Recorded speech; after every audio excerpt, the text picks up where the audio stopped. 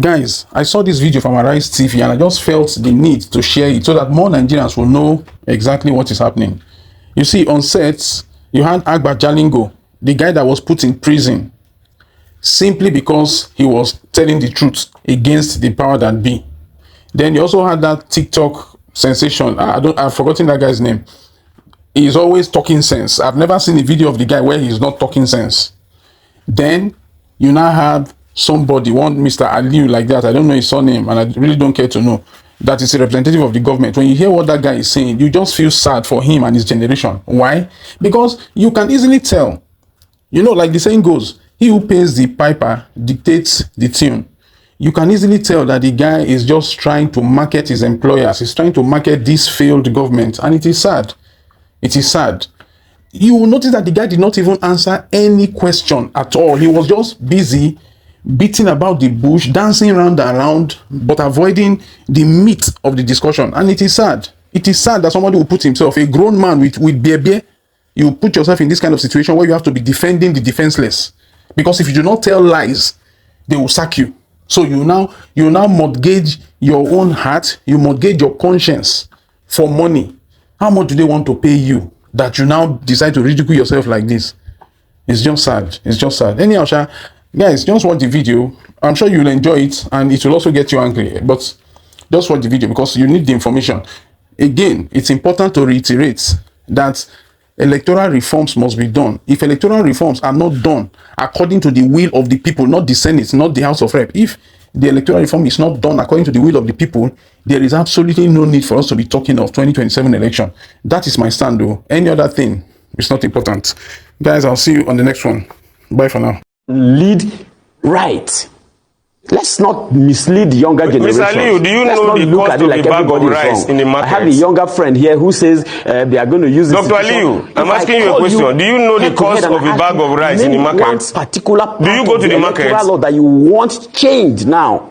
I bet you. I'm sure that as we are talking now, policemen are waiting for you outside the studio so that when you finish, you will enter an SUV. Policemen and civil defense, people's fathers are waiting for you now as we are talking. So that when you finish from here, they will carry you home. Mr. President, you do not know the cost of. You do not know the cost of energy. You don't know the cost of energy. You don't know the cost of rice. He was one of you are the speaking finest for your money. as at the time. I mean, if you look at the challenges, you know, that they try to tie to him, the issue they try to tie to him about the funds and everything else, then it shows you how much figures. You are telling me about Chatham House. USD that he was exposed the to. Chatham House, the Nigerian people. The Chatham House voted Tinubu. He has his green passport. The Chatham House voted Tinubu. At a young age, he did everything. Nigerian voted Tinubu. Our lives have become worse, and you are there talking because they are paying you salary. Country, he's running. Be very careful. We have consistency in Lagos. He is the president today. That alone shows you a success story. Okay, thank you. That's the hallmark of a change maker. Thank you, Mr. Liu. Thank you, Mr. Liu. I think you were trying to get some words in. Yeah, I'm trying to ask him a question. He's talking about reputable organizations that are giving credit and rating Tinubu positively.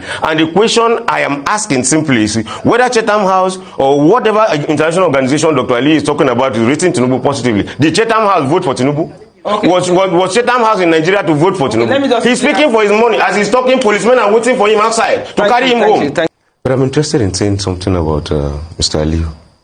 Because when he was talking, he made a veiled reference to my comment, so I want to respond to him.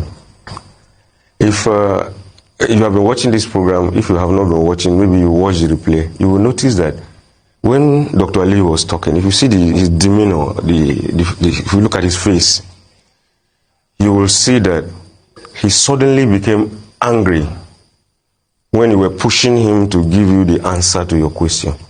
He started by massaging the young lady in the studio. My younger sister, I want to appeal to her. And the next thing, he was telling you not to push him. He wanted to have the floor and he became angry, literally on his face. That is the attitude of this government. I even think there's an insult to call a young, a 20-year-old person a small girl. I don't find it funny because in this country, we have seen people at 23 who became ministers and all of that. In my state, we still have, my governor was 46 and all of that. Now, that is the attitude of this government as reflected by Dr. Aliu. In that brief 2-3 minutes, that is the attitude of this government. He was wondering that activists, people say they are activists. You are angry with the military. You are angry with people from 1999 till now. The truth is that have the ideals of June 12 been fulfilled? Have the ideals of the democracy which we carry placard for, have they been fulfilled? The answer is no. But these people, the moment they give them power, imagine that a Dr. Aliyu has power, and I have the capacity to ask him questions. In 2 minutes, look at the annoyance.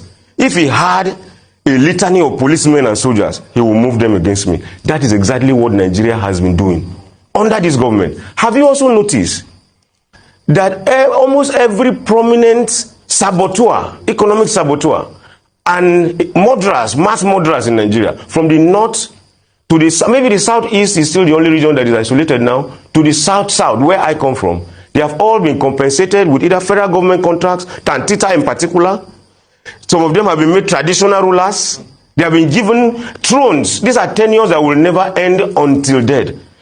Government officials are patronizing mass murderers and economic saboteurs and turning them to strongholds in this country. And those of us who are asking for change, just make one line, they come and arrest you. I was arrested and charged for treason for saying that my former governor mismanaged 500 million naira meant for a microfinance bank that is still not working till today. Instead of the security agencies to go after the person that mismanaged our money, they came after me. And I was charged for treasonable felony, attempts to overthrow Buhari and Governor Yadi. I don't know how this country is working, but the people that are destroying this country, carrying arms, once you have I call it the AK-47 economy. They are moving on with it. Once you have the capacity to kill in mass, after 1 or 2 years, they'll call you, negotiate with you, either give you a traditional throne, or give you a contract to go and secure some federal government assets, or make you so prominent, fund you with so much money. As a matter of fact, there's a bandit leader in Zamfara State that was declared wanted. The day he came outside to collect an award, he was surrounded by policemen, and the local government chairman was seated there in the occasion, a man that had been declared wanted by the Nigerian army and by the Nigerian police. That is how this country is functioning. And they come to talk about this, our movement. Dr. Ali said something there that there's no country that has all its problems solved. And I agree with him absolutely. But what I'm saying is that our target we may not be able to eventually stop corruption. But if you can put a stumbling block on the part of those who want to steal our money, it's some form of progress. We may not, I don't think there's any country anywhere that has been able to stop corruption completely.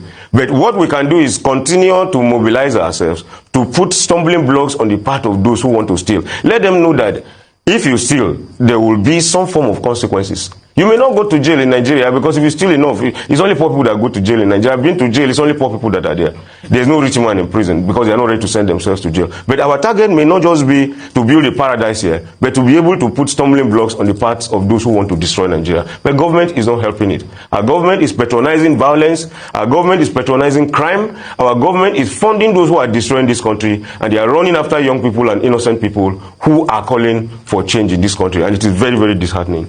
This was a very compositive conversation that we had this morning. Can you respond quickly to that? Quickly, yes. How do we move from here? Let me just say that we will move from here by changing this narrative and building a system that can hold people accountable. And I take exception to the words of Doctor describing someone and something that I said as, being ignorant. You see, this grandstanding and high-handedness by the ruling party will take them nowhere. And that is why Nigeria is failing and is becoming a failed state under their watch. Because the only institutions or systems that are working in Nigeria is corruption and criminality. And also the statement that there are traits on this platform to corner people to asking questions. Arise News is one of the leading journalism houses that is trying to hold leaders accountable. And any attempt to ridicule, the capacity that they bring must be checked immediately, because this current administration does not like free speech. And before you know, they can bring the NBC against you. But let me just say this as a final parting statement. Yes, 1 second. Nigerians must make sure that we build a system that can hold our leaders accountable, which will begin with the electoral system, because that is their only arrogance. Thank you they so know much. that the INEC is the weapon factor. Thank you so much. We've run out. Thank you. Unfortunately, we've run out. Change is never born from silence, and history has proven that when people rise and demand better, nations are forced to listen. The days of quiet sufferings are over. Nigerians are awake, their voices are loud, and their frustrations can no longer be ignored. Thank you so much for being with me here on Perspective. And I keep saying, life is a learning club. See you next week. God